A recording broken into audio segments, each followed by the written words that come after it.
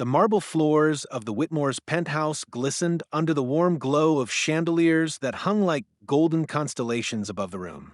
Expensive art adorned the walls, masterpieces acquired at auctions where the bidding alone could have funded an entire neighborhood school. Floor-to-ceiling windows revealed the city skyline, glittering like a sea of diamonds. Gregory and Eleanor Whitmore sat at the center of it all, their presence commanding the room as naturally as the wealth they flaunted. Around them gathered a carefully selected group of elite guests, investors, politicians, and socialites, each eager to bask in the Whitmore's power. Their laughter rang out freely, echoing through the cavernous dining hall like music orchestrated to remind everyone of their superiority. Moving quietly in the background, Rosa Johnson carried a silver tray.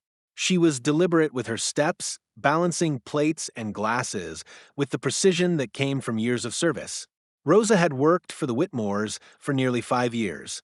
In that time, she had endured more than just long hours. She had borne their insults, their sharp remarks, and their constant belittling. She was a middle-aged black woman whose face showed both the wear of years and the grace of resilience. To the Whitmores, she was invisible, an accessory to their lifestyle, a tool to fetch and carry.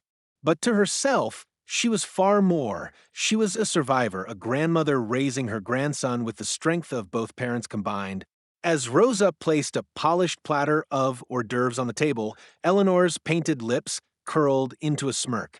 She tilted her head toward her husband and said, loud enough for the entire table to hear, "Gregory, don't you think it's poetic?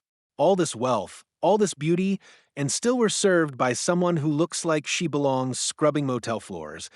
The remark sliced through the air, and laughter erupted around the table.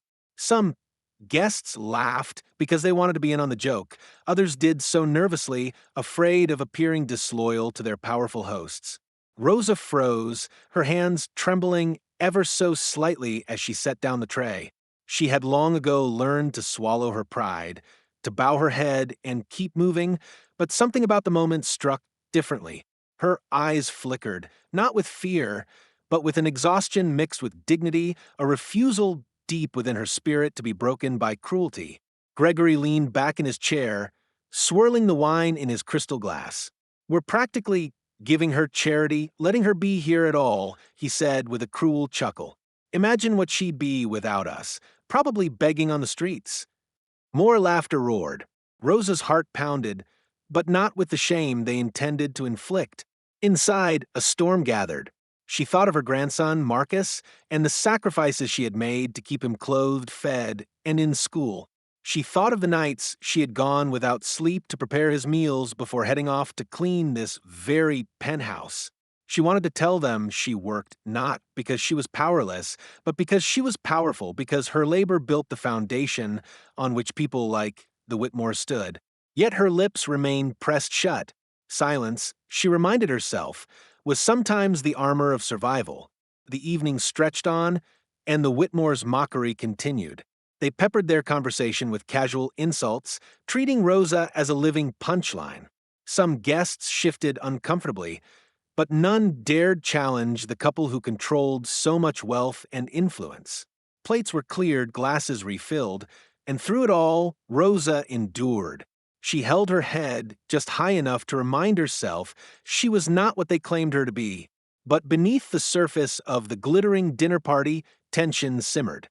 The Whitmores believed they had humiliated their maid yet again, secure in their power.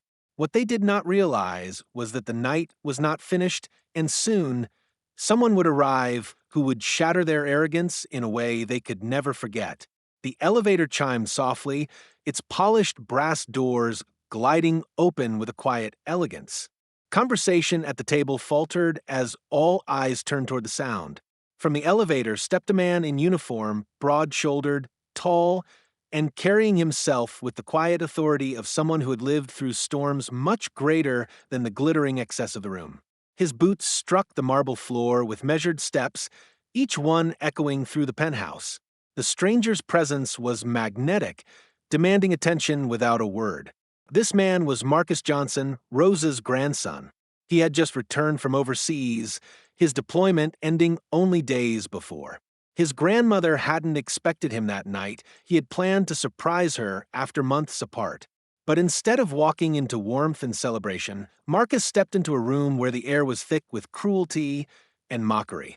The smile he had carried in the elevator dissolved as he noticed the trembling in his grandmother's hands and the awkward laughter still lingering in the corners of the room. The atmosphere shifted immediately. The smugness on Gregory and Eleanor Whitmore's faces faltered as Marcus crossed the room. His stride was steady, his gaze unwavering. And though his uniform bore no visible medals, his aura alone spoke of sacrifice and strength. Rosa straightened at the sight of him, her tired posture lifting with pride.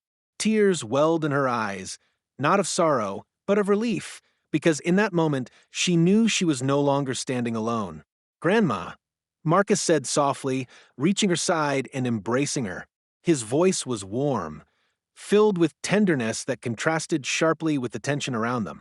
But when he turned to face the Whitmores, the warmth vanished. His jaw tightened and his eyes sharpened into steel. "I couldn't help but overhear your comments." The room fell silent. The laughter that had once flowed so freely dried up in an instant. Guests shifted in their seats, exchanging uncomfortable glances. Gregory forced out a laugh, trying to recapture control of the room. "Oh, come now," he said lightly. "It was all in good fun." "Surely she knows we were joking." Marcus stepped forward, his boots clicking against the marble. His voice was calm, steady, but it carried a weight that no one could ignore. "I've stood in deserts and jungles, seen men and women bleed and fight, so people like you could sit here in safety. I've buried friends who gave their lives so this country could remain free. I know what hardship looks like, and I'll tell you this, there's nothing amusing about mocking someone who works harder in one day than you've worked in your entire life." A hush swept over the guests. Eleanor's lips curled, though the tremor in her voice betrayed her unease. "And who do you think you are to lecture us in our own home?" Marcus' eyes didn't waver. "I'm a soldier. More importantly, I'm her grandson. The woman you sneer at raised me when life tried to break us.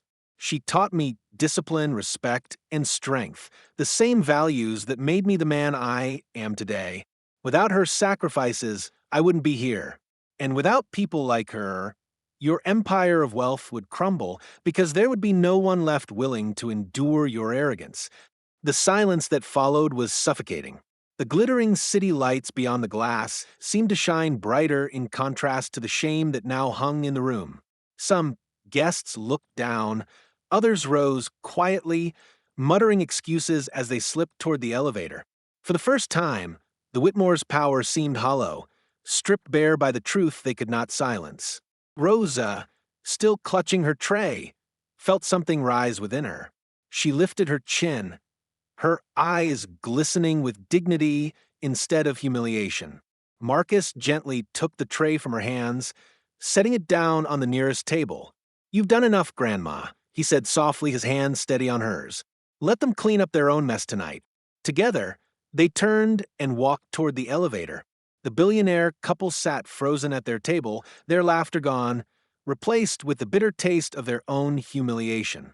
Behind them, the party had dissolved into awkward silence.